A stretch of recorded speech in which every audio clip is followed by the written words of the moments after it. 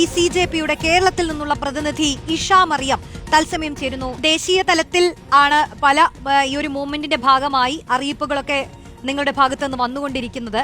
ഇപ്പൊ കേരളത്തിൽ നിന്നുള്ള പ്രതിനിധിയാണ് ഇഷ. ഇപ്പോൾ നിങ്ങളുടെ വെബ്സൈറ്റ് നോക്കുമ്പോൾ തന്നെ അറിയാം പല വിഷയങ്ങളിലും, അതിപ്പോ നീറ്റ് വിഷയത്തിൽ മാത്രമല്ല, ഏറ്റവും പുതിയതായി മാലിന്യ പ്രശ്നങ്ങളൊക്കെ നിങ്ങൾ ചൂണ്ടിക്കാട്ടുന്നുണ്ട്. ഈ രാജ്യം ഭരിക്കുന്ന പാർട്ടിക്ക് അവർ തോറ്റുപോയ പല വിഷയങ്ങളും നിങ്ങൾ ഉയർത്തിക്കാട്ടുന്നുണ്ട്. യുവാക്കളെ സംബന്ധിച്ച് ഏതൊക്കെ വിഷയങ്ങൾ ഉയർത്തിക്കാട്ടണമോ അതിലെല്ലാം ശ്രദ്ധ ചെലുത്തണമെന്ന് നിങ്ങൾ പറയുന്നുണ്ട്. കേരളത്തിൽ ഒരു പ്രത്യേക വിഷയത്തിൽ ഇനി ശ്രദ്ധ കേന്ദ്രീകരിക്കാൻ നിങ്ങൾ ഉദ്ദേശിക്കുന്നുണ്ടോ? കേരളത്തിലെ പ്രവർത്തനം എങ്ങനെയായിരിക്കും, അതാദ്യം പറയാമോ?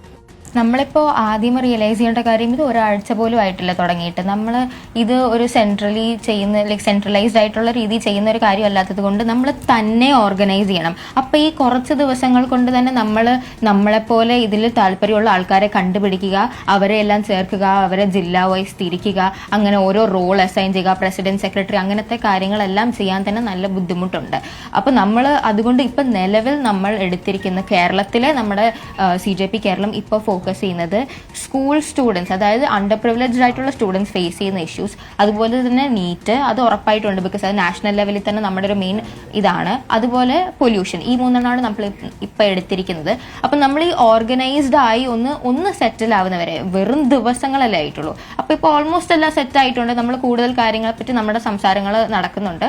എന്നിട്ട് നമ്മൾ കേരള സ്പെസിഫിക് ആയിട്ടുള്ള ഒരു കാര്യങ്ങൾ എന്തൊക്കെയാണ് ചെയ്യാൻ പ്ലാൻ ചെയ്യുന്നതെന്ന് നമ്മൾ അറിയിക്കുന്നതായിരിക്കും. ഇഷ, നിങ്ങളുടെ ആദ്യത്തെ ഒരു അക്കൗണ്ട് തന്നെ, എക്സ് അക്കൗണ്ട് തന്നെ പൂട്ടുന്ന നടപടിയിലേക്കാണ് കേന്ദ്ര സർക്കാർ കടന്നത്. ഇപ്പോൾ ഇൻസ്റ്റഗ്രാം അക്കൗണ്ടും പൂട്ടാനുള്ള ഒരു തയ്യാറെടുപ്പാണ്. യഥാർത്ഥത്തിൽ നിങ്ങൾ തന്നെ പറഞ്ഞിട്ടുണ്ട്, ഒരു രജിസ്റ്റേർഡ് പാർട്ടിയല്ല, ഇതൊരു മൂവ്മെന്റ് ആണ് എന്നുള്ളത്. ഇപ്പൊ BJPക്കാരെ സംബന്ധിച്ച് അവർ പേടിക്കുന്നുണ്ടോ എന്നറിയില്ല. ഇപ്പൊ നേപ്പാളിലൊക്കെ ഉയർന്നു വന്ന ഒരു ജെൻസി മൂവ്മെന്റ്, അത് വയലന്റ് ആയ ഒരു മോഡിലേക്ക് പോകുന്നത് നമ്മൾ കണ്ടു. പക്ഷേ അതാണോ അവരുടെ ഭയം, അല്ലെങ്കിൽ ഇങ്ങനെ വളർന്നുകൊണ്ടിരിക്കുന്ന ഒരു യുവാക്കളുടെ ഒരു മൂവ്മെന്റിനെ ഈ കേന്ദ്ര സർക്കാർ എന്തിനായിരിക്കും ഇത്രയും ഭയപ്പെടുന്നത്? ഒരു പക്ഷേ ഈ ജൻസി റെവല്യൂഷൻ നേപ്പാളിൽ നടന്ന പോലെ നടക്കും, ലൈക്ക് വയലന്റ് ആയിട്ട് നടക്കും എന്നൊരു ഭയം ഉണ്ടായിരിക്കാം. പക്ഷെ അത് നമ്മൾ നേരത്തെ ക്ലിയർ ചെയ്തിട്ടുള്ളതാണ്. എനിക്കൊന്ന് സ്റ്റേറ്റസ് കോ നിലനിർത്താനും, ലൈക്ക് അവർക്ക് ആ പവറിൽ ഇപ്പം എന്താണ് ചെയ്യുന്നത് അത് തുടർന്ന് ചെയ്തുകൊണ്ടിരിക്കാനായിട്ടൊരു തടസ്സമാണ് ഞങ്ങൾ.